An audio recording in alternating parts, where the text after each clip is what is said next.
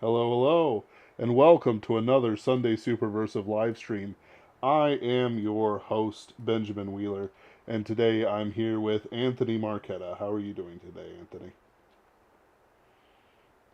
Uh, well, I've managed to survive, so Really? You managed to survive? Have you not had a good day of your life? How terrifying. oh no, I mean to indicate why the day is good. Ah, I just view it as this is the day the Lord has made. I will rejoice and be glad in it. It's a great verse. Or is it a song? I don't know. So today I we are think it's not trying the song. Uh, t- today we are trying a new format. Little preparation, just kind of off the cuff. Just with some ideas that I've been wanting to try, and this is sort of a test, right?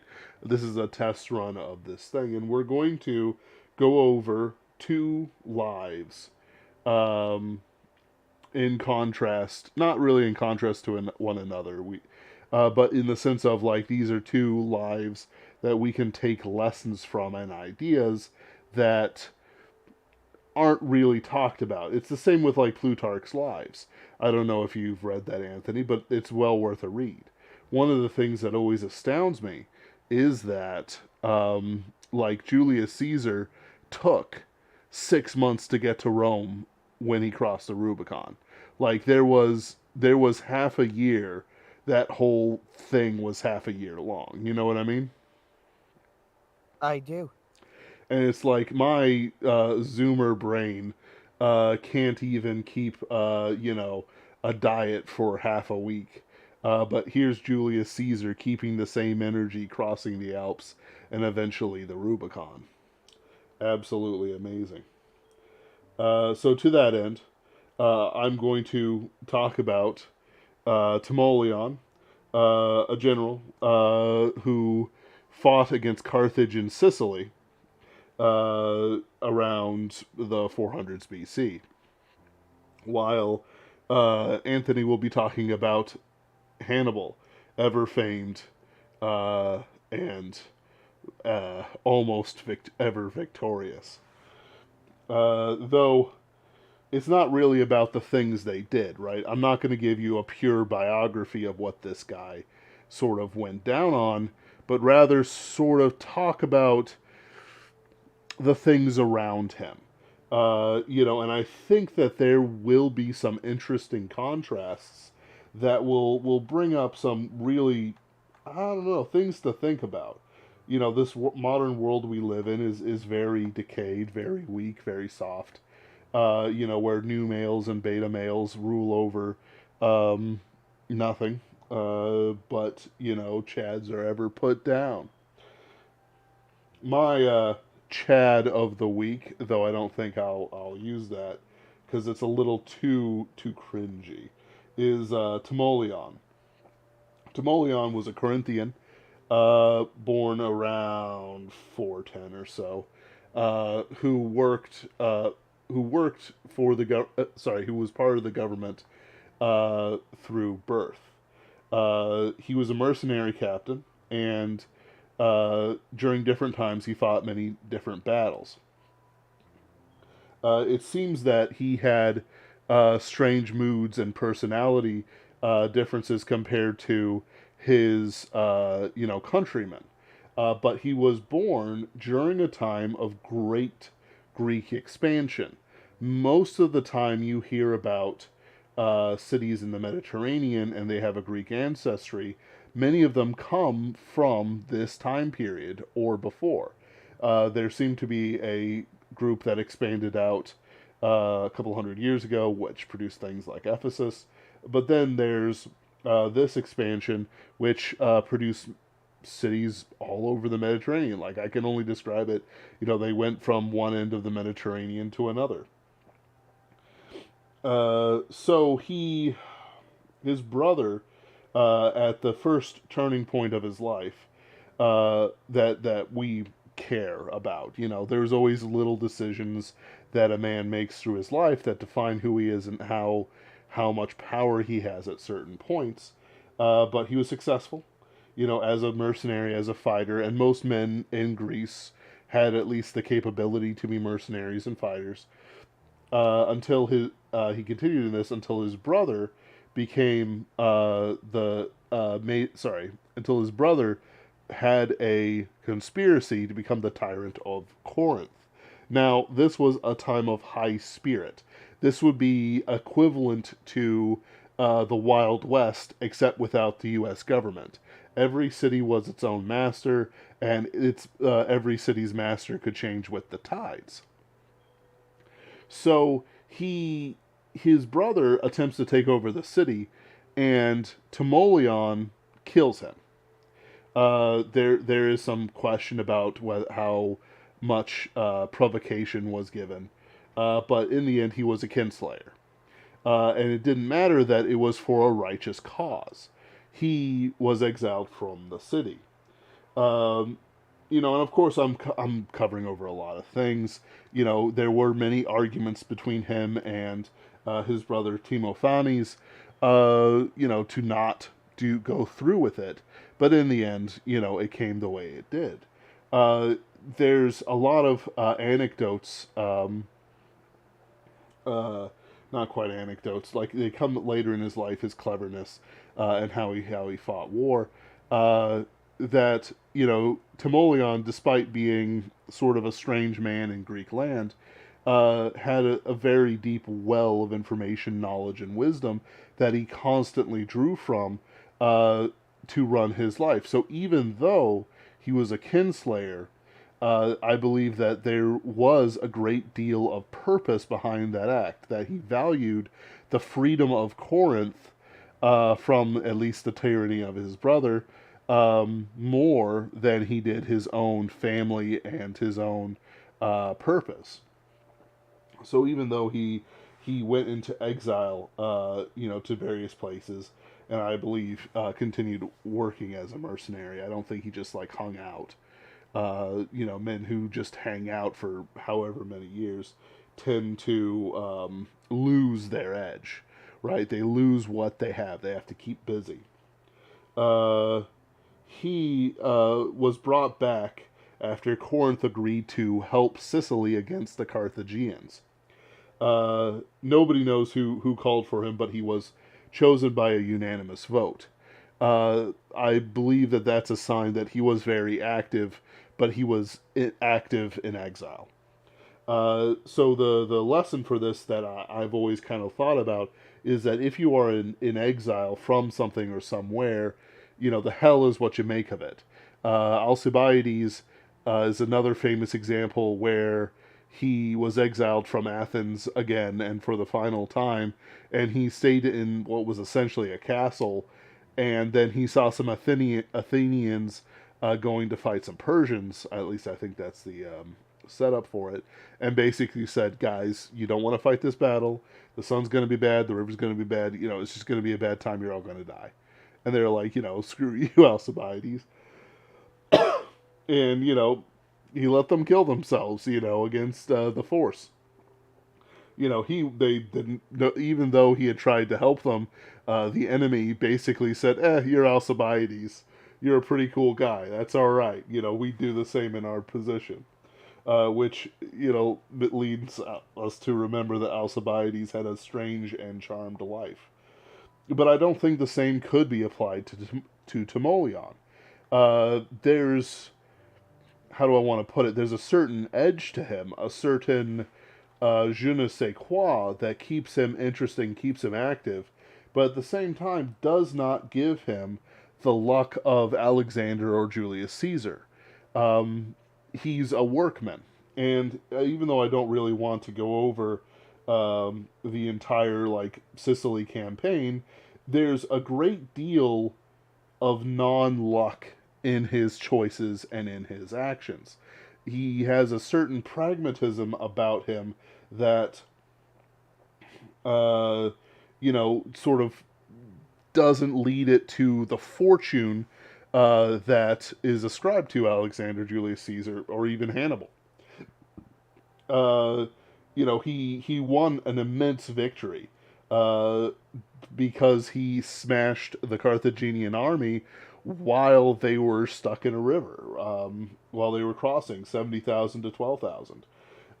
He brought many peoples from all over Greece and resettled them in Sicily. And in this way, he found himself a lot of friends when he, finished the war against Carthage. He eventually took over Syracuse and established it for a certain constitution. However, sure, it's like democracy, but he's also the first citizen, but he kind of just did whatever he wanted to do. Most of the time, Sicily had been a battleground between Greek and Carthaginian forces forever. They, they were depopulated, so he filled the land again. He turned barren wastelands back into farmlands because Sicily is a very um, fertile area, despite the implications of like mob movies today. He expelled his enemies and he won many friends, and eventually he retired, uh, having accomplished his goal. But at the same time, he retired at a point in his history, personal history, where he didn't have any enemies and he hadn't made them either. There's a very strong lesson in that, because many times, like in the case of Gaius Marius, in the case of uh, oh my goodness, what is his name? Galba and others. It seems like they stuck around way too long and let their enemies absolutely absorb everything that they had and their legacies as well. Like Gaius Marius was the man who made the Legion. Like that is an incredible feat, an accomplishment. To have a battle system so advanced and well developed that it lasts until your civilization is crumbling around your ears. But he stuck around too long. He kept fighting and fighting and fighting. Civil War this, populares that, etc., etc. And sure, Julius Caesar comes from, his influence, but at the same time, I don't think Gaius Marius would have approved of Caesar. But there's no such story for Timoleon. Uh, he was, always he was an advisor to the government. But what happened was, in the end, when he died, they paid for a lavish funeral at state expense. And if he was a tyrant, he was a very light-handed tyrant. Uh, he he certainly had flaws as a human being. He did kill his own brother. But when it comes down to how history views him, when the little things are forgotten, uh, it only comes away as a man, as a heroic man, who, even though he killed his brother, he continuously acted in a virtuous manner. He defeated the Carthaginians. He established a good and honest government. He, repopulated barren wastelands. And this coming from a man who was a mercenary, which we, weak men of the future look down on. The three things I'd like and I'm just throwing out three things, just because, that I'd like to kind of focus on him is his pragmatism, his ability um, to act according to his morals, as well as his drive to live up to the standards by which he set himself. So, for the first one, the pragmatism, he used that to win many victories against the Carthaginians. Like some people have said that it took uh, 30 years for the full war to be finished, or something like that. Which, by the way, that only means like maybe 30 to 50 battles of any size, besides like two scouts meeting each other and fighting or something stupid like that. Uh, you know, fights over that entire time. Like there were plenty of time before anything needed to be done. And even then, that assumes that the battles are worth remembering at all. Uh, but when I explained it with the river, he did, act rather than let his opponents come out of the river. He kept them in there and slaughtered them, preventing them from taking over. Another time, there was a certain tyrant. I believe his name was Icetus. He played both ends against the middle and attempted to against each other. Excuse me, and attempted to dominate Sicily for himself, while using the Carthaginians or the Corinthians or whoever, depending on the position of the sun and the moon, I'm sure. In the end, he was removed and sent to Corinth in a comfortable exile, and he basically spent his time uh, pretending to be mad, arguing with prosties, and in general making an ass of himself so that people would actually come and watch this guy. But then, in the end, he tried to take over the city of Corinth as a tyrant and failed because nobody was willing to follow him. But he still tried for it. So you get these interesting characters around him that, even though he kept many of his enemies alive, it never bit him in the butt. He acted according to his morals. He had strong ideas of how things were to be, and it's not enough that a man is pragmatic, is practical in his actions. He must have a reason and purpose for those actions going forward. He has to make sure that even though he would not be blamed by any historian if he killed Hicetus or, killed every settler between Syracuse and the sea, um, he knew that that's not a way that a man could live or prosper as a leader, as a general. Eventually, even the most bloody minded soldiers get tired of the slaughter. Um, he made a constitution for Syracuse, followed it, and the people respected him for it and chose to um, stick with him, even though it was a perfectly reasonable thing for him to do to take power in a real way, not just a, you know, advisory way.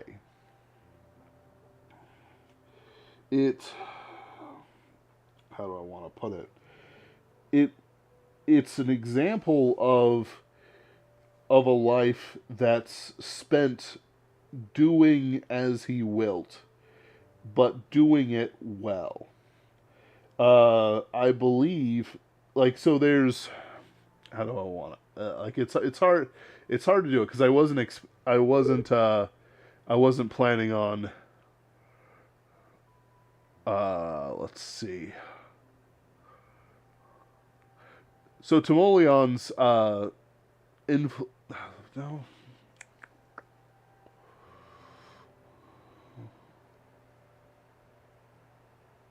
So when I talked about Gaius Marius and Timoleon as example and counterexample, this idea can go forward, to our own modern era with men like Patton and MacArthur. I believe MacArthur especially lost a lot of his legend because he promoted much more war than anyone was willing to stomach at the time, and he was probably killed for it. And you also get the famous example of Julius Caesar, who also sought more power and eventually was killed for it. And I'm just continuously astounded that Timoleon went down to the grave untouched and celebrated. Not because they weren't celebrating because he died; they celebrated because of how he lived. What can we do if we're able to maintain the same level of sort of practicality, of pragmatism, but also of a moral fiber? If I pursue my writing in the way I want to. And if I say, try to make myself like John W. Campbell, defining an entire generation of writers, um, what can I do to make sure that I don't end up like John W. Campbell, who was hated and all his authors, no matter how good, rebelled against him? There's a loss of courage that comes from somebody losing their purpose and devolving into a parody of themselves, a rabid editor, a warmonger who wants to nuke the world. Not that he did. He wanted to nuke, like, North Korea and Russia and such, and so on and so forth, without the heroism and strength that made it possible. Timoleon only had two enemies: his own brother, who he killed, and the Carthaginians, who he eventually made peace with, and who never interfered with him, to the point of war, anyway. Again, how can we live a life like that? Most people are not elites; they're plebeians. But every single one of us will stand before God to justify our actions. Therefore, it is not enough to be a pleb not thinking about, tomorrow or the next moment or whatever, but to live like important actions are taking place at all times. Though, if you're just playing a video game or something, like, but, your precious time is ticking away. Uh,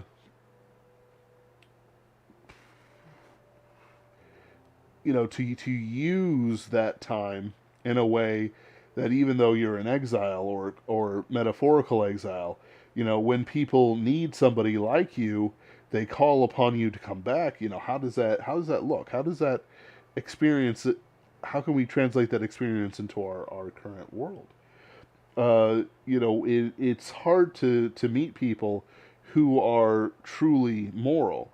Like, I have somebody in my life who is a Christian, but he makes sex jokes. And it's hard to rebuke him for it for personal reasons, um, or to chat with people, and discover that, and it's often sex in our generation, as it is, and to discover that his wife and him don't love each other enough to stay faithful to each other, and it's mutual. It's disgusting. But it also, what am I to say to somebody like that, who sees no wrong in living in the way that he wants to live?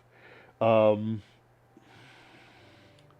when I talk to people who live in this world, they often don't have any moral thought to their framework. No higher meaning, no higher cause. They lack this guiding star like Timoleon has, and it's not a luck thing. The only thing that Timoleon had that you could ascribe to luck was the fact that he was born to a upper class elite family. Other than that, everything was in his own hands to do. There's no mention, at least of the information that I have and what was told to me, of somebody who, was behind him acting as, his strategos. There's nothing like that. It From what I've read, it's all him. Um,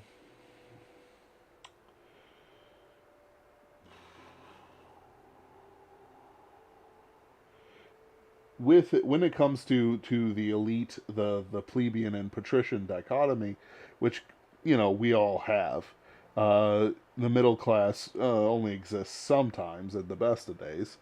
Uh, how can we take how can we plebs, sort of take heart and act more like Timoleon than the tyrant of Syracuse, who, you know, went crazy and acted harmless until it was time to not be harmless, and then he said, give up, and started acting crazy again. We could go about and do what we want as we want to do it, but in the end, we have a world around us that we affect. Like at work, it's like, oh man, we're just doing, muscle stuff, fitness equipment. It's not like the end of the world, but it's like, but maybe it is. Maybe it is. Maybe there is a little something to that. You know, Timoleon would have only benefited from his brother becoming tyrant of Corinth.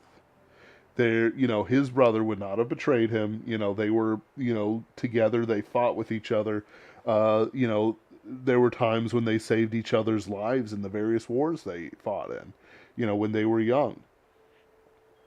But there still came a time when Timoleon said, "I must kill my brother to preserve Corinth."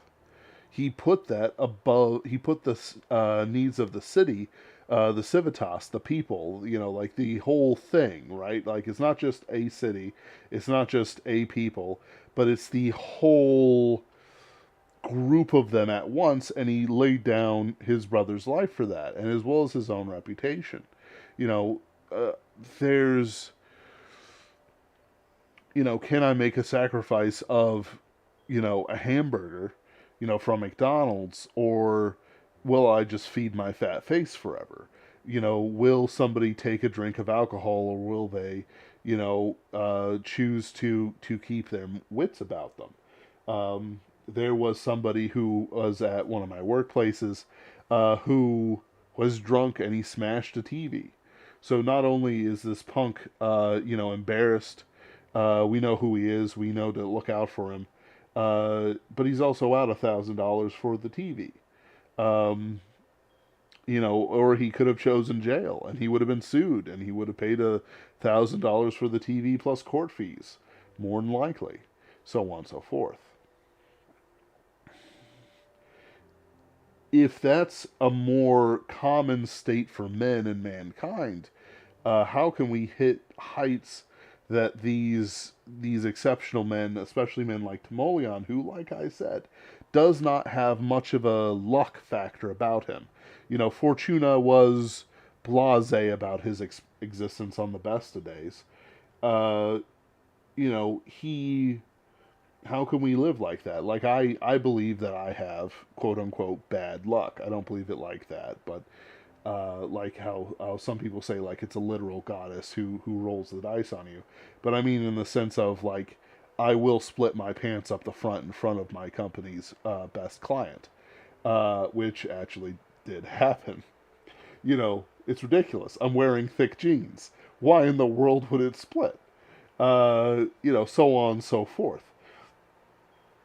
These things, how can we overcome it?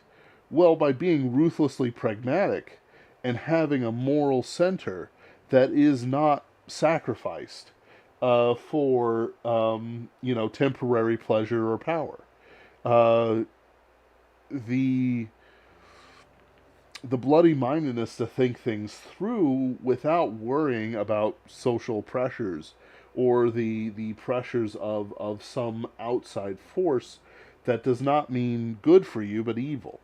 Um, he had two opportunities to take power, once in Corinth and once in Syracuse, but in both times he laid it aside or didn't take it. Uh, but instead set it up so that it benefits people, even in, especially in the case of Syracuse, he benefited them well after he ever died. They lasted until the next tyrant, whatever that was. I don't even care. It's Syracuse. There's always a tyrant. Um, I don't believe some of these things with how do I want to put it? Like I like sometimes there's actions that a person takes, and it's like, yeah, that guy's a tyrant. Julius Caesar kind of was a tyrant. Like he was acting like um, Catiline and Gaius Marius and all these other guys tried to act, except he won the fight. Cato, all the Catos would have acted like Julius Caesar did if they had the chance. So would Brutus. We can see how Octavian and Mark Antony acted too. But there are men who willingly, like Cincinnatus as well as Timoleon, gave up power in exchange for influence and righteous living. I can't see any of our leaders really doing that today. Um, there's certain political things out here that I'm starting to wonder if they weren't just strokes of luck, um, that just happened to go too far. Like with, Donald Trump. Some of the actions he's taken since then have seemed strange to me. Like it's like as if he never wanted to win, or he went too far, or he doesn't want to win now, or he just doesn't understand why the people loved him to begin with, which is a sad state of affairs. Then we have some of the stuff happening, um, where we're seeing just outright lies. How can we say that we have righteous elites when these things are happening? And I'm talking about the good ones, not the cabal and so on and so forth. Um, but then you see the example of Timoleon, which even though he was an elite and everyone would know his name and know his story, he acted in a way that didn't propagate his own power, um, like somebody who wishes to be a tyrant would be. So I don't really believe the histories that have him as a tyrant, just for reasons like that. Ultimately, we look through his life and um, his whole thing, and we see somebody who kept a course, even though there were many storms and horrible events. His brother and him had fought together, and yet he killed him. That eventually led to a reputation of goodness and mercy and uh, power and wisdom that you don't see matched. Uh, the um, the funeral has this thing, where they say, what the Syracusan people said is the Syracusan people solemnize at the cost of 200 minae, the funeral of this man. They have passed a vote to honor him for all future time, because after having put down despots, subdued the foreign enemy, and recolonized the greatest among the ruined cities, he restored to the Sicilian Greeks their constitution and laws. What an epitaph for a man that could have been a tyrant, but instead laid aside the crown and lived as an elite, but he lived simply. Anthony, do you have any questions? So this is the first that I've even heard of Timoleon. I was not familiar with the man, but he looks like he's a fascinating guy. Oh yeah, like it's one of those things where like the what got me on him was a Bronze Age perverts biography, which is one of the inspirations for this type of show. Um, but he had also talked about the areas, the Greeks, and how the peoples fought and so on and so forth. Because really, there isn't all that much information on Timoleon compared to your choice of Hannibal, or compared to anyone else really. Um, he he has lessons in there for us that aren't that don't boil down to have the charisma of Alexander the Great, have the will of Julius Caesar, and so forth. Um, it I don't know. It's inspiring in its own way, because it shows that there's a certain amount of humility that will always be present, and even rewarded, um, in the worldly context. One of the things I've kind of come across is that there is a bit of a growing divide between like how Christians view their existence within the world, but also the world itself. So that there's a great deal of selfishness within like business and such, but without the softness that comes from the moral center of Christian teaching and living. you know, I came across another bit where somebody promised very many raises, but then refused to deliver any of them, and will be willing and is willing to fight the union over it until you know basically it's all BS financial BS, BS. It's just BS all the way down is what it is. But it's like, he didn't have to rely on any tricks like that. He exiled who he exiled, and people generally agreed it's a good thing. He treated his enemies with the respect he needed to, and eventually they did sign that peace accord between Carthage and Syracuse, and Corinth as well, and everything was made whole. Like there wasn't, there would be wars over Sicily in the future, but it wasn't the same as, like it changed the whole dynamic. It was no longer Carthaginians trying to take over and wipe out certain parts of Sicily, but rather, it is part of their empire that Rome eventually fought. Do you have any questions about his life, Anthony? Anything you'd like to know? So, my understanding of Timoleon is that as we think of him now, he was essentially a man who could have been a tyrant but chose not to be.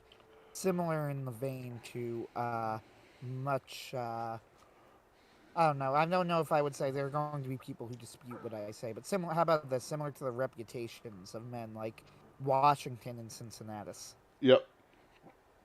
Washington is a good example as well. Uh, good. I'm careful with Washington because I know people will dispute Washington in the modern day. He's recent enough that, and we have enough information on him that people can. Yeah. I happen to have great respect for George Washington. He's one of he is a fascinating historical figure to me. Oh yeah. So, but I don't want to. Yeah, I'm gonna stop there and just say there that he seems to me to be in that vein of, like, he seemed like a very noble soul. However, what's interesting to me as I do some quick looks at him is that he is remembered not as well as you're remembering him. Like, there seems to be some dispute over if he was a tyrant or not. But it is kind of weird that, at his funeral, they decided that, like, the people of Syracuse decided that he wasn't. Yep. Which kind of seems like, for all the debates, wouldn't they know? Yep. And that's that's So, that's my point on mhm. it because uh that's my point on it because it sort of like puts to rest a lot of like academic this and that, because it's we can do all the uh we can do all the sort of hemming and hawing, oh this, oh that, like sure, he was the most respected man in the entire island, probably. They brought him in for every major decision, but that's not the same as being a tyrant. You know what I mean? Not That's the will of the people, right? Yep. And there's Yeah, that's it's mm, interesting. Interesting historical figure. I might have to look up Bronze Age Pervert's book on him. no, he didn't write a book on him. He wrote a book uh, called Bronze Age Mindset. He had a podcast about him. That's very good. Oh, I see. Oh, hey, Bronze Age Pervert has his own Wikipedia page. Oh yeah, I don't believe half of it. I'm actually kind of I'm curious. Political science professor C. Bradley Thompson objects to BAT's illiberal, anti-equality, anti-American, anti-rationalist stances and considers Bronze Age Pervert and his writings to be more or less fascist in nature. Beautiful. What does this mean, Anthony? Explain it to me.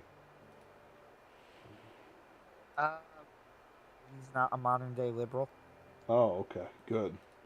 Uh, I actually But enjoy his podcast don't very worry, much. even liberal critics of BAP have identified him as part of the manosphere, which, holy crap, has its own Wikipedia page as well. Don't get too far into this. I Uh, know, it's just fascinating to me. It's like, oh, I didn't even realize it got large enough that Wikipedia noticed it. oh no, he earns. Yeah, no, his Bronze Age mindset is a bestseller on its own thing. I wouldn't Uh, consider myself like a denizen of the manosphere. I didn't read a ton of manosphere blogs, so I did read Dalrock, who considered himself a part of it. yeah, And Dalrock was great. I miss Dalrock. I wish he kept writing. Uh, yeah. So yeah, there were quite a that's few not. Christian. I'm gonna stop there though. But I just find it really funny. Like I didn't think the manosphere got that big, No, but it the was huge, Wikipedia dude. page, yeah, Wikipedia page has a whole section on jargon, associated movements, radicalization and violence. It did give us the greatest episode of Law and Order SVU of all time, the Gamergate episode. Anthony, I don't want to talk about this anymore. This is outside It's very the much outside. I the thing. admit, I fully confess to having dragged us off topic down this rabbit hole. Yeah. I'm just confused. Okay, but no, I it's a good presentation. Sounds like a really fascinating guy. Uh, I appreciate the lesson on him. Yep. Uh, yeah. There's there's always something to learn about men of history who are worth remembering. Like Hycetus, his rival, the tyrant of Syracuse at one point, is only really interesting as the rival to Timoleon, and then as a strange character who spent his time whoring around, and then tried to be the tyrant of Corinth, and then like gave up when he couldn't do it, and just started whoring around again and acting like a tourist amusement. Like it's like there's a certain ridiculousness there that doesn't always jive. Well, I will let you take over, Anthony, unless you have anything else to say about Timoleon. Nope, he's your guy. I don't know enough about him to comment more. Fair enough. Lead us on. So, let us gather around the fire as we discuss a man you have probably heard of, a much more famous historical figure in this circumstance. A man known by the name of Hannibal Barca, the terror of Rome. Uh, one might say the only man that Rome had ever feared. Uh, so full disclosure here, Hannibal is one of my favorite historical figures, along with Alexander the Great and various saints. George Washington, the Korean admiral whose name I continually forget. Uh, all on this list of fascinating historical figures. Hannibal makes the list. Uh, for a biography, it almost seems superfluous to talk about biographies of a man so well known as Hannibal, but maybe I'm wrong. We are in the modern world, after all. Who here knows Hannibal Barca? Truly knows. No one. No. So if you don't know Hannibal, you really should. He is probably in the top three, maybe five greatest generals in all of history. Uh, you would probably put him what Napoleon, just not in any order, but like him, Napoleon, Alexander the Great, Julius Caesar. Yeah, he's on the very short list of greatest generals.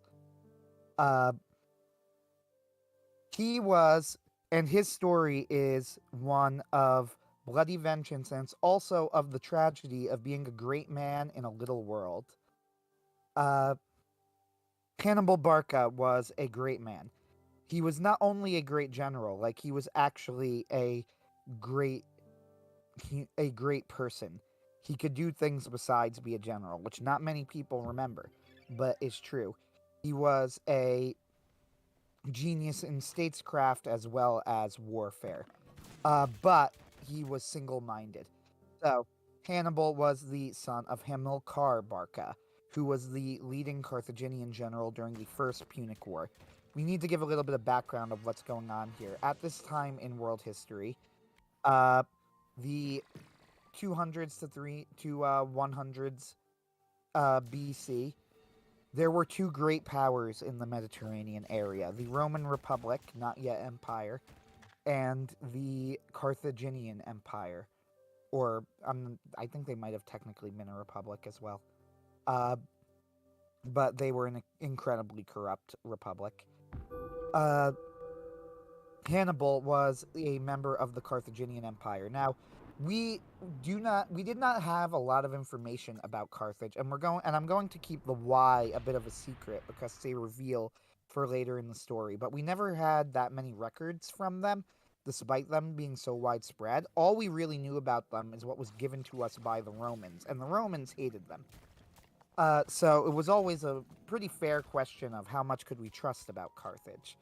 The answer to this is actually more than we realized when we found the burial grounds of the young children that the Carthaginians routinely sacrificed.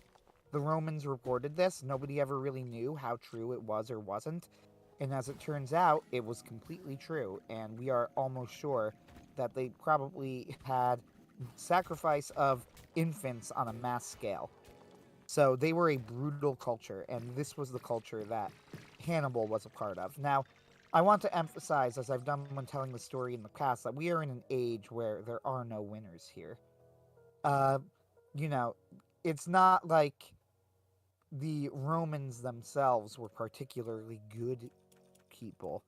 Uh, you couldn't really contrast the Roman Empire with anyone and have them coming out smelling entirely like roses. They too had their flaws, serious flaws. However, if you're going to compare Rome to Carthage, you'd probably rather be ruled by Rome. Let's put it that way. But again, it's hard to say because we don't have any real records from Carthage. Well, there was this war called the First Punic War.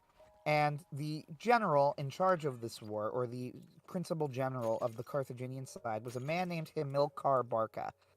Now, Hamilcar was not a bad general, but he lost repeatedly to the Romans, was humiliated, in fact. And the Carthaginians suffered a humiliating defeat, and his son, Hannibal, never forgot this. And this is a lot of this is down to legend, but honestly, we're so far in the past that I feel like we kind of have to go into the legends a bit. Uh, he made a vow that as soon as he got old enough, he would use fire and steel to arrest the destiny of Rome. Like he took a blood oath. Basically, he made it his life's mission uh, to get to wreak bloody vengeance on Rome. Now, you really need to understand what Hannibal was saying and what he was doing. Like, you really need to get the context here. To make yourself a blood enemy of Rome was essentially to lose. Like, you were not going to. Like, that was an incredibly bold thing that he was promising to do. Rome was basically undefeated at this point in their history. In fact, Rome goes undefeated for the vast majority of their history, right? Their military record is honestly kind of unbelievable when we look back at it. So, for him to make this vow against Rome shows a level of self-confidence bordering on arrogance that is kind of mind-boggling. And when he makes this, he makes it knowing that he is one of the people who will have one of the very few people in the world who will have a chance to actually live out this promise. So, Hannibal, as a general, had several things going for him. First off, he is described much like Alexander as being just unbelievably charismatic. Like, you wanted to follow Hannibal. You saw Hannibal standing at the front of your army and you were inspired. Uh, he After that first Punic War, Carthage slowly grows in power again, and Rome starts getting alarmed. And Hannibal is leading the army. And Hannibal, remember, has every intention and is always intending to attack Rome. Like it's never, he has never forgotten this. It's always there. He wants to destroy Rome. He wants to stop Rome's growth, and he wants to save Carthage. The tragedy of Hannibal is that Carthage was a land that was on its way out. One might say that they needed a Hannibal to save them, but the question is, would it be enough? But the fact is that there was nobody but Hannibal who could have done what he did, as we will see. So, what does Hannibal do is the real question. Now, famously, Hannibal goes from Spain, where he starts, wins several important battles in Spain, and starts to get the Romans alarmed about how well he's doing. And he even attacks a city, I believe. I want to say Saguntum. He besieges the city for a few months, and Rome considered this a violation of the peace treaty from the First War, and this starts the war, which Hannibal was perfectly happy to do. So he marches through Gaul, now France, uh, over the Alps, famously with war elephants, and into Italy. So the elephants are a dramatic image, but in truth, they actually were not very good for the war. The problem is that, number one, there weren't that many. A lot of them died in the Alps. And by the way, we can confirm for a fact that Hannibal really did do this because people found the elephant bones in the Alps, which is a cool detail to me.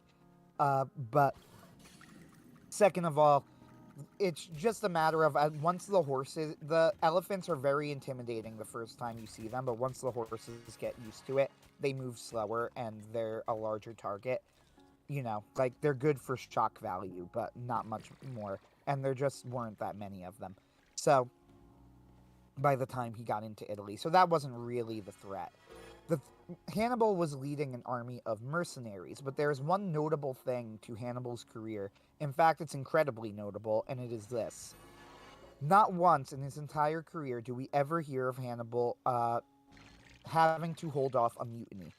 Now, the reason this is so absolutely insane, like it's honestly almost shocking that this is true when you really think about it, is that Hannibal fought with mercenaries on foreign soil for over a decade, and never once did anybody did his army ever think to lose trust in him and to strike out against him.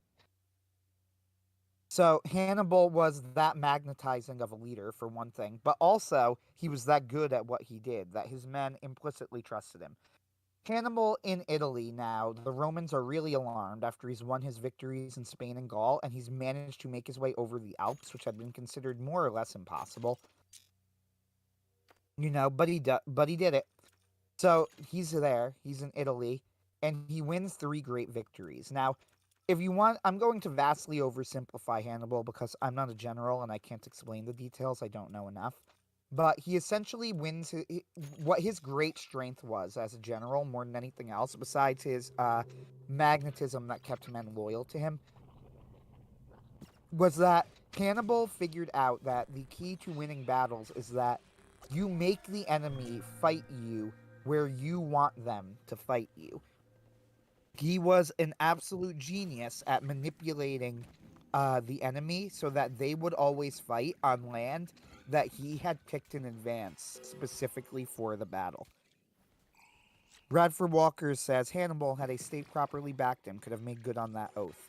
Yeah, there is a bit of a tragedy here to Hannibal, and it's that he was so successful, he became a victim of his own success. He repeatedly and let's stop for a moment. I'll talk about that in a moment, but we need to get into how successful he is. He wins two battles that are fairly large battles. One of which, by the way, the Battle of what was it? Lake Trasimene, is actually the largest military ambush in all of history, even to this day. It is the only time in history that a general has managed to hide an entire army uh, and use it to ambush and take out a larger army, which is what he did. However, these victories, the Battle of Trebia and the Battle of Lake Trasimene, were relatively small victories. So after the Battle of Lake Trasimene, a man named Fabius, I want to say Fabius Maximus, I might be wrong, Fabius something. So a man named Fabius was made the military dictator of Rome. Basically, he was given emergency powers to be in charge, and he realized that, to his credit, he realized what Hannibal was doing, that Hannibal was manipulating them into battles, and said, well, then all we really need to do then is not fight him. And that's exactly what he did. So Hannibal decides, if they're not going to fight me, I'm going to cut a bloody swath through southern Italy. And he does, like, completely burns down the entire south of Italy, trying to provoke Rome into fighting him. Finally, Fabius gets a little bit too passive, and Hannibal manages to win a small skirmish with his army. Like, he takes out a small force led by Fabius, and this is enough for the Roman Senate, who were already tired of the fact. Quintus Fabius Maximus. Thank you. Yes, that's the guy. The man for whom the Fabian strategy is named. Exactly. What I am describing is the Fabian strategy, by the way. Yeah, Fabius Maximus. I was right. Quintus Fabius Maximus. Uh, yeah, Bradford has it. So Fabius is sacked. They don't like what he's doing. They said, like, you're not being aggressive enough. He's destroying our property. And Fabius warns them. He says, like, you're making a mistake, but they don't listen. Hannibal, for his part, handled things just about perfectly in this whole situation. He did exactly what he had to do, manipulated the Senate into replacing Fabius, and got two idiots into office. So the Fabius was replaced by two new dictators. I'm not great with names, so I'm going to try and look this up, but the two new dictators who replaced him decided that they wanted to take Hannibal on. Here it is. Paulus and Varro. Uh, so Paulus and Varro decide that they're going to go after Hannibal, and this is exactly what Hannibal wants. He manipulates them to a small town called Cannae. So, in the Battle of Cannae, Hannibal is outnumbered by, it's kind of hard to say, at least 30,000, possibly more. Like, he is really, really, really outnumbered. Uh, and he manages to trick them using the first. So Hannibal utilizes what is known as the first intentional double envelopment tactic in the history of warfare, to my knowledge. Essentially, he collapses his center intentionally, which was simply not done. Like, you never, ever, ever did that. Lets the Romans flood into the center of his army, and then surrounds them on either sides in a pincer formation and crushes the army. And this army is completely destroyed. Completely. Uh, 70,000 men and are killed. Perhaps 3,000 survive, according to Polybius. Uh, there are much, much lower figures for this, but frankly, it comes to me of, like, later historians say they're lower, but how would they know? Like, we have to look at how people reacted at the time. Now, this is where the story gets fascinating to me. Hannibal has just destroyed a massive Roman army. It is the largest defeat in Roman history and will be for, I want to say, like 1,000 years. Like, it is one of the largest military defeats in history, even to this day. One of the most one-sided victories ever, and now this is Hannibal's highest point. Hannibal is like a god at this point in time, right? Like, he is. The Romans are absolutely terrified of him. So, this is where the story gets interesting. Fabius Maximus strolls into Rome, kind of with a smirk on his face, Quintus Fabius Maximus, and says, "You ready to put me back in charge?" And they do. And Quintus Fabius Maximus does the only thing that Rome could have possibly done. Hannibal sees an opportunity here to sue for good peace terms. Uh, the Roman response, however, kind of tells the whole story. Fabius Maximus has 3 days of mourning where they wear black, and then the Romans made it illegal to mourn in public. They made it illegal to even discuss the idea of surrender. If anybody brought it up, they would be breaking the law. I think there were serious punishments for even broaching the topic of surrender to Hannibal. Uh, and their response to Hannibal's attempt at peace terms was absolutely not, we are going to win this war. And Fabius Maximus, now they realize the wisdom of the Fabian strategy, and Fabius Maximus becomes a hero of Rome as he proceeds to avoid Hannibal for about 15 or so years, I want to say. It might only be like a decade at that point because time had passed. Uh, so Hannibal cannot win. He is running around Italy trying to get allies, doing all of these things, but the Romans simply will not engage with him because the Romans know that if he can't take Rome, nothing that he could do. Like, he can't actually hurt them. And he did have a plan. Hannibal had a plan. His brother was coming up from Spain. There is an infamous event where his brother was defeated in a famous battle, and this is actually, I forget the name of the battle off the top of my head, but it is actually this battle where his brother was defeated in Spain that is considered the battle that really clinched the Punic War, because he was counting on his brother to gain a force large enough to march on Rome. And when his brother was killed in Spain, they cut off his head and brought it with them to Italy, and then it was rolled into Hannibal's camp. And this is, as far as I could tell, a true story. And supposedly, Hannibal looked on the severed head of his brother and knew at that moment that he would not be able to win the war. But he keeps begging Carthage for help. This is what I was getting at earlier. Hannibal becomes a victim of his own success. Carthage says, well, you don't really seem to need our help. You're winning these battles without our help. Why should we give you extra men? You're doing fine. Keep it up. And as a result, he never gets the men that he needs to march on Rome. Finally, after many years, Rome, a genius for Rome rises up. Rome gets their own genius to counter Hannibal. His name is Marcus Scipio, uh, and he later becomes known as Scipio Africanus. Marcus Scipio says, I want to attack Hannibal. And the Roman Senate tells him, we've tried that. It's not going to work. No. So he says, come on, please. And they tell him, no, absolutely not. So Scipio comes up with a plan. He goes off to Sicily and raises an army there. The Roman Senate had no problem with him doing this because on Sicily is where they sent all of the armies that lost in battle. If you had to slink away, if you were a survivor of a battle that you lost and had to slink away in shame, you were sent to Sicily. Since they weren't actually fighting anyway, they told him, go ahead, do what you want with them. So, Scipio cleverly realizes that these are men who both A, have actual experience fighting Hannibal, which very few troops actually had because they were avoiding fighting him, and B, were desperate for revenge and to restore their lost honor. So, he forms an army out of the men on Sicily and then has the bold idea to march into to sail into Africa and attack Carthage.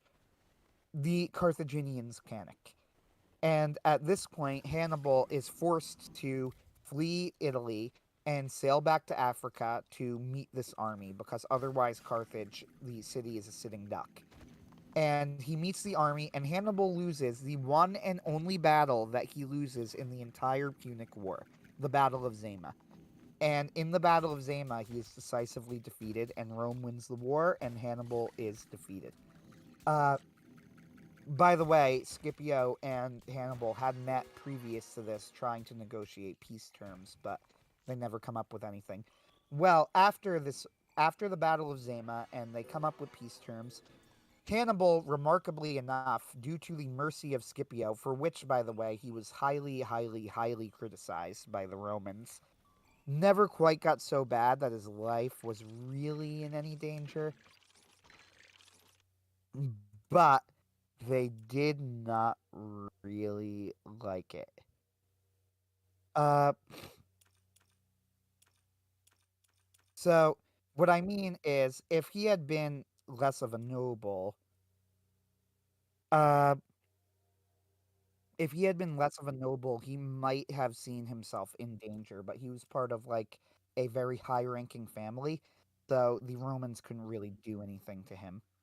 Uh, and he However, they did not like the way that he treated Carthage and the way he treated Hannibal after the war. Notably, Hannibal wins. Or survive, I should say, not wins, but survives. He survives the war. They don't execute him. Marcus Scipio has such great respect for Hannibal, he leaves him alive. Now, the Romans were outraged by this, believing it to be a mistake. They were probably right, since Hannibal is not done with Rome yet. Uh, he lets Carthage stay standing. He does not burn the city to the ground, as many Romans wanted to do. So Hannibal, this is where Hannibal shows how he is truly a great man. Rome had this I don't know what Rome had this habit of counting coup. Sorry, I'm not sure what that means, Ambrose. Uh,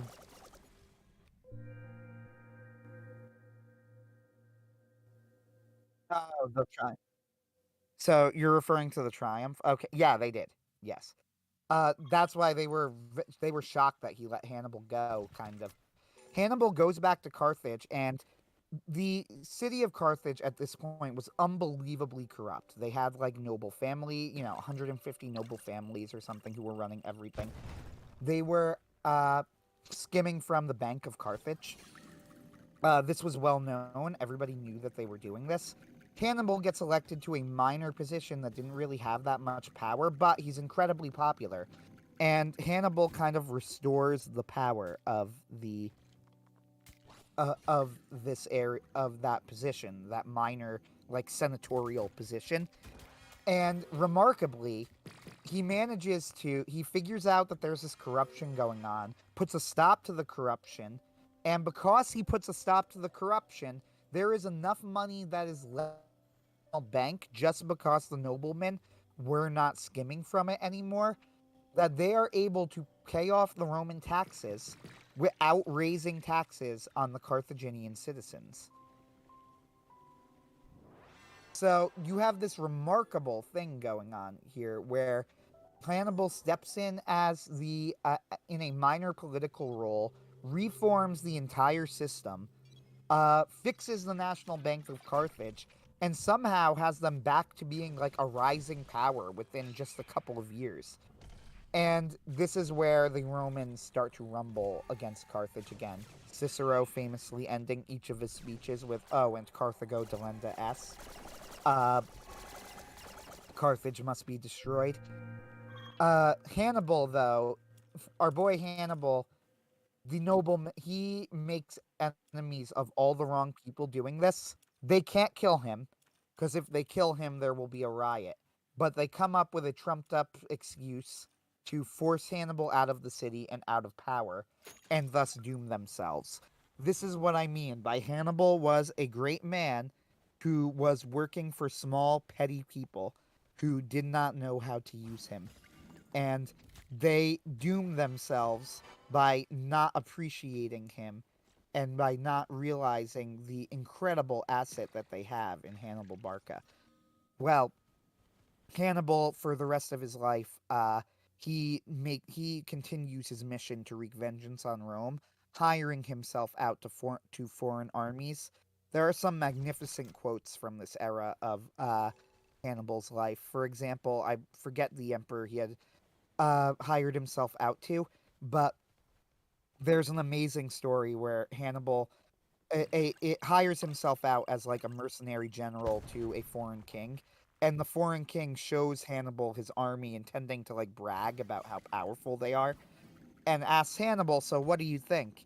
Is this good enough for the Romans?" And Hannibal responds with, "Well, the Romans can be quite greedy. However, I do think that he goes, you have, and they often like to kill many men. However, I do think that you've put together a large enough body that even they would be satisfied. In other words, they're gonna kill you. Uh, Hannibal and Marcus Scipio meet with each other famously while he is working for one of these kings. You know, they send Scipio out on kind of a scouting mission. Like, I heard Hannibal's working for this guy. Like, see what's up. Are they planning to rebel against us? They were, by the way. Uh, and Scipio and Hannibal meet with each other with great honor in on what had to be one of the most fascinating historical meetings ever. Both men greatly appreciate each other, and this story is related to us. Scipio asks Hannibal who he believes the greatest general in all of history to be. Uh, and Scipio asks this question, intending Hannibal to say him. You know, as in, like, well, if it's just like a matter of playing. Like, I beat you, so you have to say me. So Hannibal thinks for a moment and gives a serious answer, and he says, "If I had to say the greatest general ever, I would say Alexander." And Marcus Scipio is caught off guard for a moment and thinks for a second, and says, "You know what? That's fair enough. So who would you say is the second greatest general ever?" And Hannibal thinks for a second, and he gives the name of some Greek king who had fought against Rome for several years before ultimately being defeated. But he says, I believe Pyrrhus is who he referred to, where we get the name Pyrrhic victory. He says he believes that Pyrrhus was the second greatest general ever because he was very aggressive and had won several victories despite being outnumbered. And now Scipio is getting a little bit annoyed that he still hasn't said him. But he goes, okay, like, fair enough. Who would you say is number three? And Hannibal thinks for a moment and says, "Why, myself, of course." He goes, "For I was very aggressive and had won many battles, despite significant disadvantage." And at this, Marcus Scipio bursts out laughing and says to Hannibal, "Where would you be on this list if I had not defeated you?" And Hannibal, realizing now what Scipio was doing and that he had missed the implication, salvages the situation by looking at Scipio and saying, "Why, if you had not defeated me, I would be above Alexander." Uh, Honestly, just a fantastic exchange between two of the great generals in history. Uh, and so he died. He is killed. Or he dies. I believe we aren't 100% sure how he dies. He dies in battle with Rome. That is well known. Uh, but I'm trying to think of how to put it. Like, he probably committed suicide to avoid being paraded around in a Roman triumph. There's a little bit of like Wrath of Khan in it to me, right? Like, and him surrounded by the Romans, he has spent his entire life vowing vengeance against them, doing nothing but fighting them repeatedly over and over. And it is said, and finally, there is nothing left. Instead of being taken by Rome, he kills himself, and that is the tragic end of Hannibal. It is said that it is the death of Hannibal that might have led to the rise of the Roman Empire. Uh, Hannibal is, in fact, the one man who prevented Rome from becoming Rome.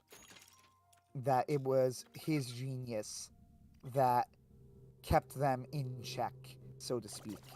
By the way, in Hannibal's absence, Carthage is completely destroyed. Salt the earth, that whole thing. Uh, they were foolish. So, what can we get out of the story of Hannibal that we can remember in the modern day? Well, for one thing, we see in Hannibal, he is of that class of men that we simply do not see today. I really can't think of any modern day statesman who I would put up to the level of a Hannibal. I can't really think of anybody within the past, like, 100, 200 years, almost. Like, I don't know. There are certain war heroes, maybe, who might be in that category of great men, but they haven't also shown that capacity for statesmanship that Hannibal had. I think the fact that we can't produce, Marcus Scipio and Hannibal and all of these people, there is something about that world that is lost. Now, fools, and I say this, with all honesty, like Bronze Age pervert will perhaps talk about the rise of I don't know if he has ever said this, but going by his name, I would assume he would perhaps talk about the rise of Christianity being the reason why. But that's obviously not true. There were many, many great heroes. In fact, greater heroes than this during the rise of Christianity. I assure you, he is not that cringy. Um, Is he not? I appreciate that. he Uh, uh, I'll, he has quite a few great admirations for many. Well, not necessarily for his Christianity as we would say it, but like he's not Christian. Christians. But Yeah. he holds many Christians in high regards and views. Well, so sorry to butt in on this, but like No, no, I appreciate it. but it's like as we know that there is a beginning and end to history. But there are cycles between Eden and trumpet sound, if you will. And he appreciates heights of civilization even as he bemoans nadirs of civilization, no matter what religion they might have, though he does have a special hatred for the Bugman. Yeah, I just recall something like that Vox Day said, like in passing once, where it was. I recall somebody arguing with him. That's like, well, it's Christianity that caused like the fall of Rome, and Vox's reaction was like, "You are literally too retarded to continue this conversation. Just stop."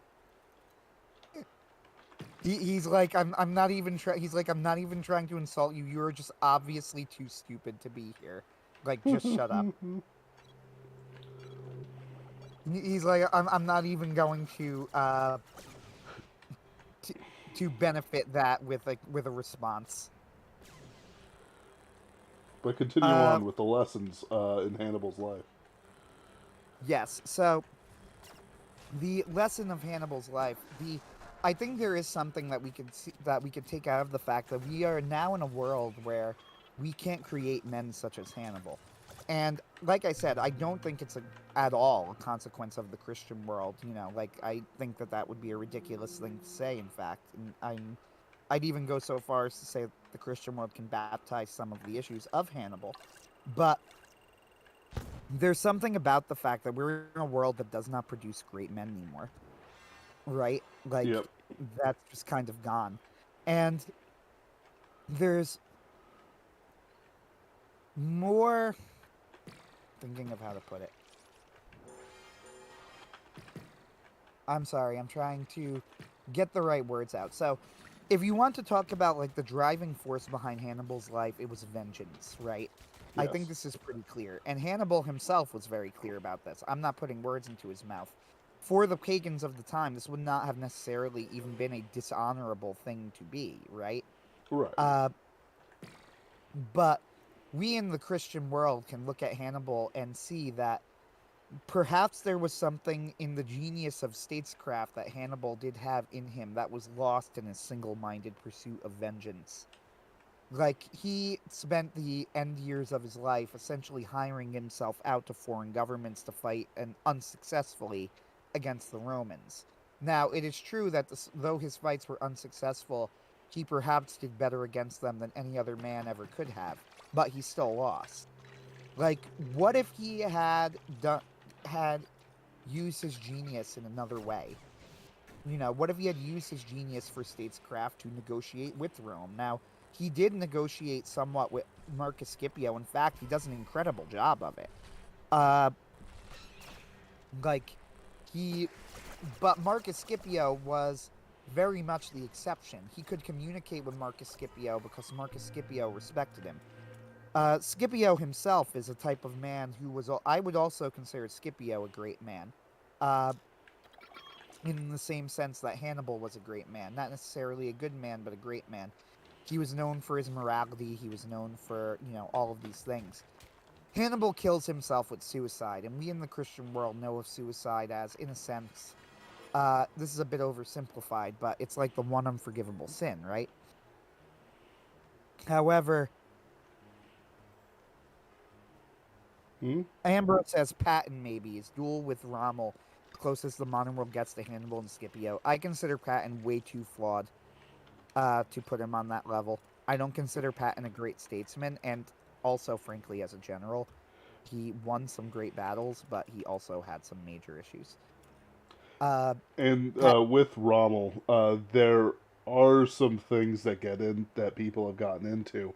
Once you get past the memes, that you see his losses and his percentile of like material lost was actually insanely high. Like he lost a lot to do you mean what little. Rommel? Yes. Did I Yeah, say you're Patton? right. I meant Rommel. You No, no, know, you said like I'm just being clear. Yeah, you're yeah. right. Uh, you're absolutely right. Rommel got very overrated due to. So I think this is a little bit off topic, but I'll just say it for a moment. I think what happened is that people saw that Rommel was not like he was part of Operation Valkyrie. Like he wasn't totally on board with Hitler, so they wanted to kind of saint him a little bit. Uh, and I'm not saying that Rommel was a bad general. He wasn't. Nor am I saying that Rommel was a monster of a person. Certainly not compared to people like Adolf Hitler. But I am saying that Rommel is definitely overrated. Yes. And we don't mean this to insult, great men of history or anything like that, but just to say that the internet memes. Let me actually make sure you guys can hear me. Yeah, okay. The internet memes are a little bit exaggerated for reasons um, that nobody really wants to face. There are certain truths in the matter. Uh, the reason why Hannibal said that he'd be the best, if only um, he could defeat Rome, uh, has a certain truth to it. Yeah, exactly. If I had to say, in American history, the last time I think that our country has produced what I would consider to be great men would be the Civil War era. I know that Lee has fallen out of favor in recent years, but I want to emphasize that this is something that has happened in recent years. It is a recent re-evaluation of Lee that I don't accept. Uh, like the fact is that from the time of the war all the way up to the first half of the first like 5-10 year first decade of the 21st century, everybody understood that Lee was both an honorable man and a genius. And then suddenly when people started wanting to tear his statues down, he became this monster. I don't buy it. uh I would consider the Civil War. I also would consider, and I know this is going to be really controversial, but you have to understand that Hannibal fought for the Carthaginians, and the Carthaginians were monsters. So I'm not necessarily saying that I do or do not agree with the side he was on, but I would consider Ulysses S. Grant a great man of history and a fascinating one as well. Uh, He certainly was. No argument from me. like the fact is that Grant has gotten a really bad rap, and I think partially from the South and partially from the North because they saw that when he became president, everybody was trying to tear him down. But he tore out when he became president, he tore out corruption in the presidency. So I would consider him a great man in the sense I think he was a great statesman, and I think he was a great general, and I think that he was a man of honor. Mm. Uh, and I would say the same thing of Robert E. Lee, though I don't know if Robert E. Lee ever applied his hand at statesmanship. He may or may not No. have. I haven't looked into it. Uh, He more or less retired after the Civil War. yeah, and it's worth noting, like I said, even I know that there's big controversy with, especially with the men of the right, on like what to think of the Civil War, right? Mm. But I don't think that Carthage were the good guys in the war, but I think that Hannibal was a great man. I think that you could say that whatever you thought of the Union in the Civil War, that Ulysses S. Grant was a great man. Uh, so that's so I would say that that's the last era in American history that we've ever really produced such men, right? Mm. And there were multiple. Uh, but it was also the time where you could see such men kind of dying out as well, because Yes. after that like corruption started to creep in everywhere. Uh, blame what you want for it. Hannibal became consumed with vengeance. It dominated his entire life, and it ultimately ended with what was probably, not certainly, but probably his suicide. Uh, Mm. I'm thinking of how to put it. Now, as far as that suicide goes, and like what we as Christians should be thinking of it, there is a certain type of like pagan honor to the suicide. I've made this comment when talking about Brave New World before, right? That I Right. don't consider the ending of Brave New World as depressing as the ending of 1984, even though John the Savage commits suicide, because he commits the suicide with a sort of pagan logic of he's not going to let them win, right? Right. Like Hannibal kind of has the same thing going for him. He commits the suicide with that pagan logic of I might lose, I might die, but I'm not going to let the Romans get me. However, we as Christians know that this is a giving in despair.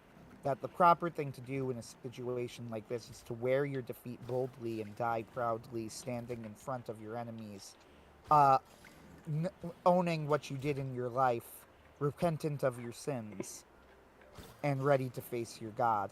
That is not what Hannibal did. Now, and I think that part of the reason that there was this blind spot there, and it must, like, to be clear here, I'm not saying that he had a blind spot personally. It was a blind spot shared by the ancient world, right? But part of the reason is their elevation of the wrong virtues. You know, this idea of, like, there is something romantic about the story of Hannibal, Rome's last great enemy, right? Mm. The man who almost single handedly stopped the rise of the Roman Empire and which allowed them to spread after his death. You know, the man who basically handed Rome, as far as I am aware, its only major defeat for the next, like, 500 to 1,000 years or something, and absolutely insane like that. Uh, the Battle of Teutoburg Forests, I know that they lost a lot of men. And I also think there's kind of a lesson to the Romans. It's like, what made the Romans the Romans? Well, what made the Romans who they were is that in the face of a threat like Hannibal, they did not buckle. They did not wince. They stood tall, and they said, "If you think you could take us, then do it. We dare you." And he couldn't. Hannibal was a story of failure, and I guess that's it too. Giving your loyalties to the right people is something to there is something to be said for that as well. The Carthaginians were not the people for Rome, right? Like they were not the people for Hannibal is what I meant. Like they were not the people that you should ally yourself with in order to take on Rome. Hannibal was making himself, the champion of a people who sacrifice infants and who were so corrupt that despite the fact that he almost single handedly saved their country from total ruin by preventing their corruption, they would rather drive him out of town and get totally destroyed by the Romans than see somebody take him down. And that's who he was allied with. Like, I think there is something to the fact that Hannibal was there was something wrong with his values. Like he was valuing the wrong things in some way, and it was an understandable. The way that he lived was understandable, and it was admirable in a very pagan sense. But I think one lesson that we need to take from Hannibal is that you can't live like that. Like you can't live giving your loyalty to monsters and child murderers and make your entire life's goal vengeance. Like vengeance for what? Vengeance because they stopped a nation of child murderers? Yeah. The Romans were not the good guys in the story, let's be clear. The Romans were very brutal and they were not fighting the Carthaginians because of the child murder. If anything, when we see the Romans talking about it, they talk about it more like it's some really weird thing that the Carthaginians do, more than like any moral atrocity. It's like, and can you believe that they sacrifice infants? Like the Romans would do that. They would kill infants. They didn't care. They just didn't do it as, they Right. didn't like the Romans didn't systematize it the way that the Carthaginians did. That was just because, like, as far as they were concerned, the gods wouldn't give a crap. Like, why, why would you? Like, the moral outrage wasn't really there. So it's not as if the Romans were the good guys in the story, but Hannibal was applying his services for monsters. Like, the Carthaginians were monsters. Yes. It would be like fighting for the Aztecs. Now, Yeah. there could be a great man. There could have been a great man among the Aztecs. I'm sure there probably was, to be honest. Though the Spanish did not record it, if there were, and the Aztecs did not record it, if there were.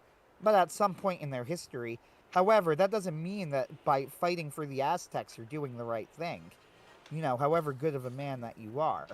So, I wonder what Hannibal would have been in the time of Christ. I like to think that he would have been on the right side. Uh, you know what I mean? Yes.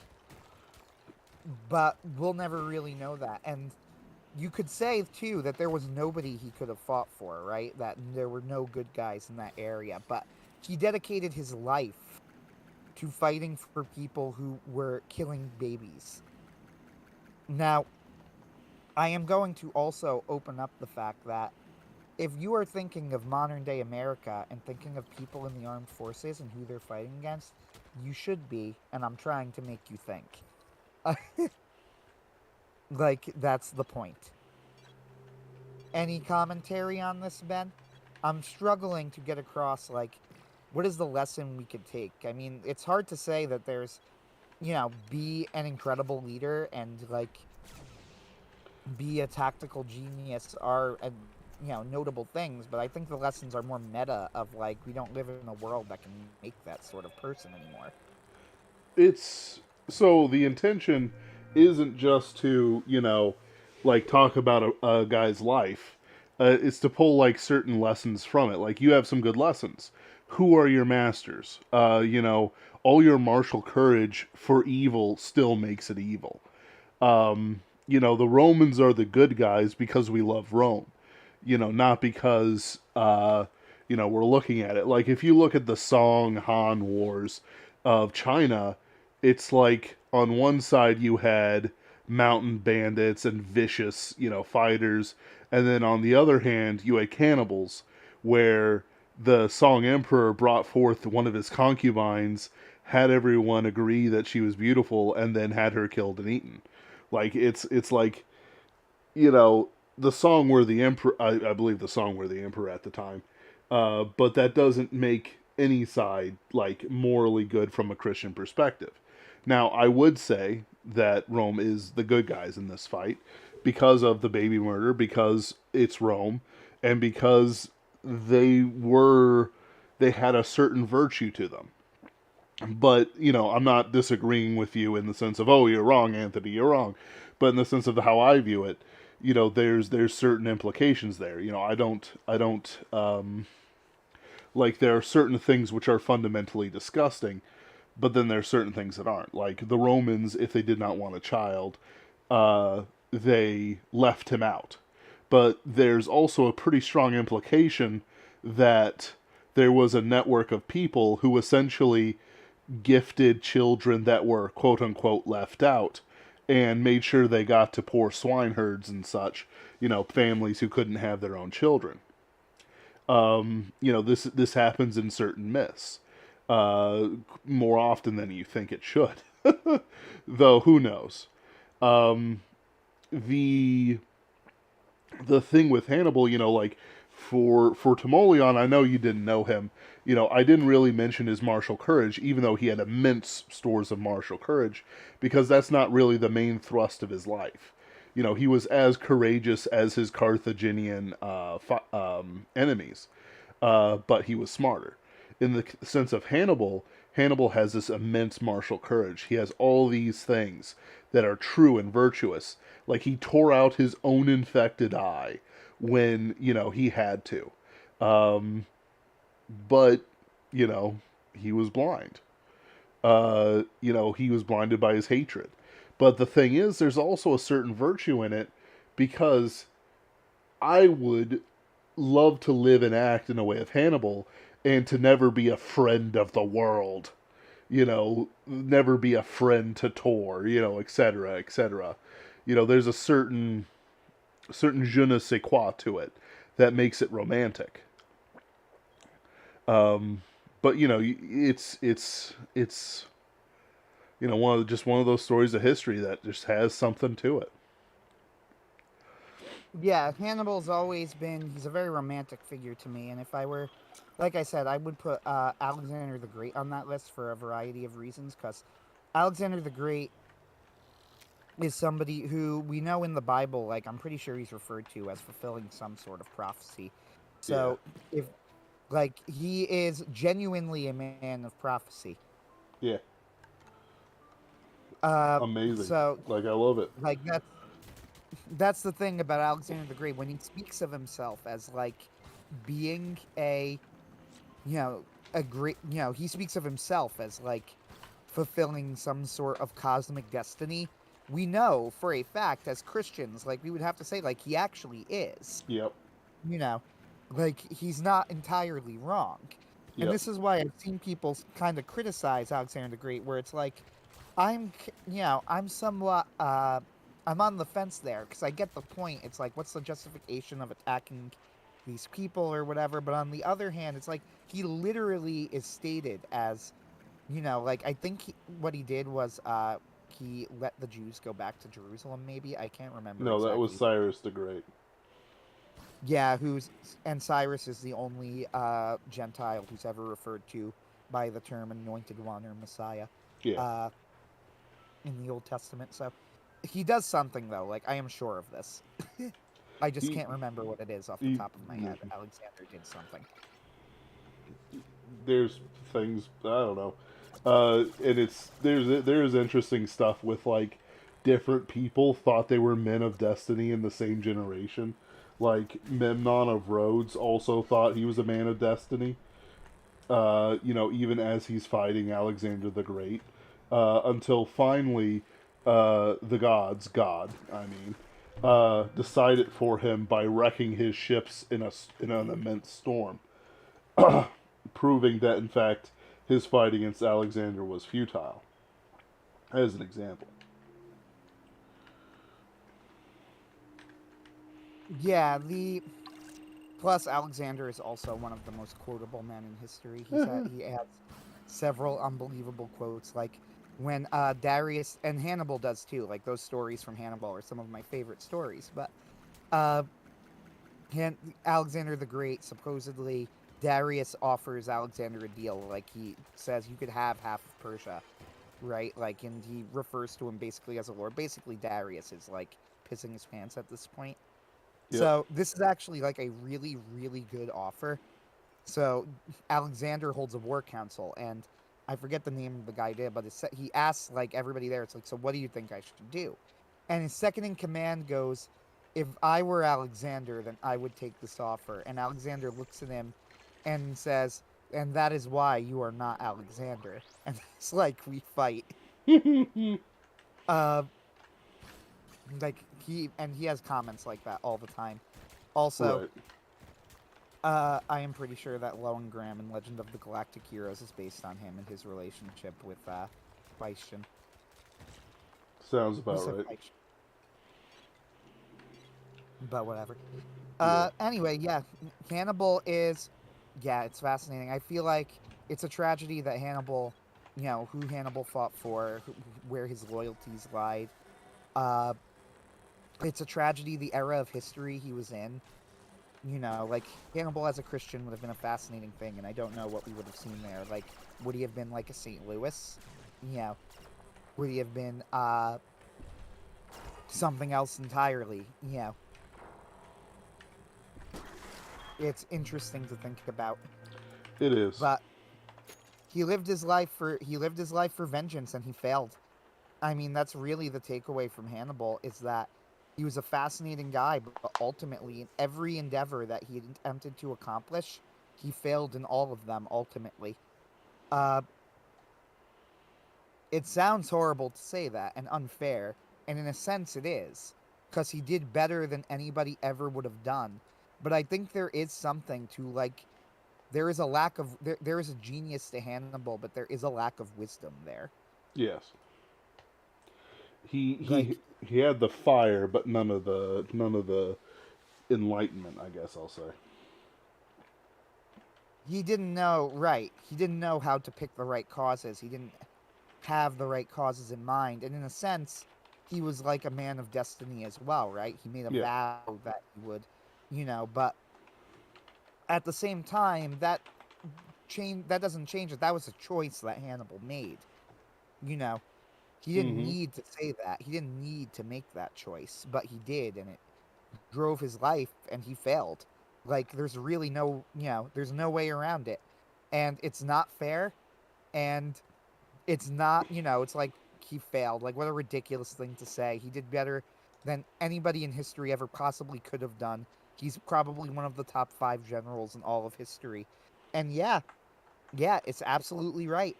Uh, like, he is, but the fact is that he had specific goals at every point of his career, and he was never able to accomplish any of them. That vow that he made in Spain, uh, he failed. He wasn't able to do it. Yep. Yep. And that's also something to remember. No matter what your drives or goals are, there's a certain amount of destiny that will stand in your way. That God's will stand in the way of your will. I might say I want this, I want that, but I'm not going to get it. At least in the way that I want it. I might say I want children, I want a wife, but what if I marry some girl and she can't have children? That is God's will getting in front of my will. There's, 1,000 little things that he could say. Well, I want to be rich, but I never have a bestseller. I never have a good business idea in my life. Like it is, there's like the mistaking our will for God's will can lead to immense disaster. How about that? Yes, I think that's the right way to put it. Uh, Mm. but I do wonder, it's hard to say, because I do wonder if I'm being somewhat unfair to Hannibal here, right? In the sense of, like, in the time that he was in, what else could he have done? Mm. He could have been a much lesser man. How about that? He could have been a lesser man, but perhaps done more for his people. No. Like he would like what I mean is that like there's an on and off switch he had to keep on the entire time. And Oh, you mean to accomplish what he did? Yes, yes, so like he couldn't do it if he wasn't Hannibal, if you get me. I do. Like, Mm. this is something that I bring up to you. We currently live in the age of Christianity and the saints, and we live in a world where the meek are elevated over the proud, and the humble over the strong. And uh in that world, it's something that I always try to keep in mind, that what we find valuable and what God finds valuable are two very different things, Yep. right? Hannibal, I think that's the final lesson I would take away from this. Hannibal, in a sense, did everything that the world would require you to do to be a great man, right? He Mm-hmm. was as great as a man could be by the world's standards, and it wasn't enough. Yep. And I guess that's where I would end it.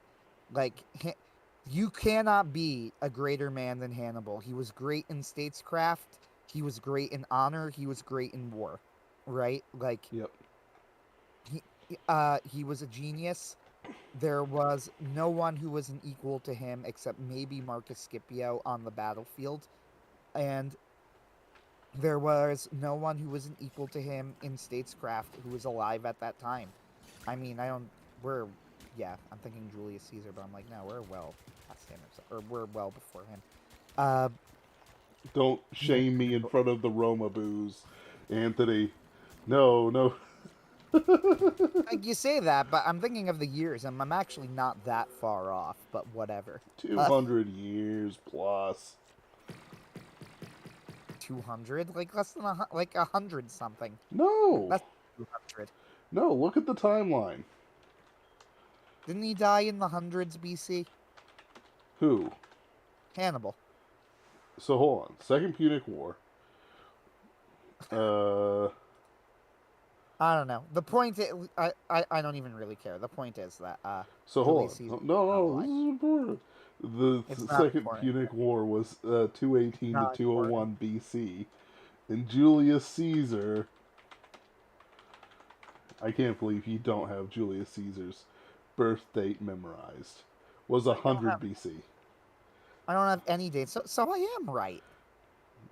Yes. It's not I that am far off. wrong. Whatever. I'm sorry, Whatever. Anthony.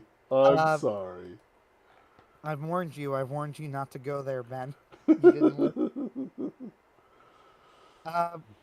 Yeah. So that's my moral. That's the end. My moral of the story is that Hannibal was as great a man as you could be by the world's standards. He was, large in life and large in war and large in peace, and it wasn't enough. Yep. Yep. And that's all that that's how I'll end it. And it's a pretty good ending. Do join us next week where we will have something else. Though I do think we'll do this again soon. Thank you. Yep. We have plans, but nothing confirmed, so I won't announce them. Good. Good. Goodbye.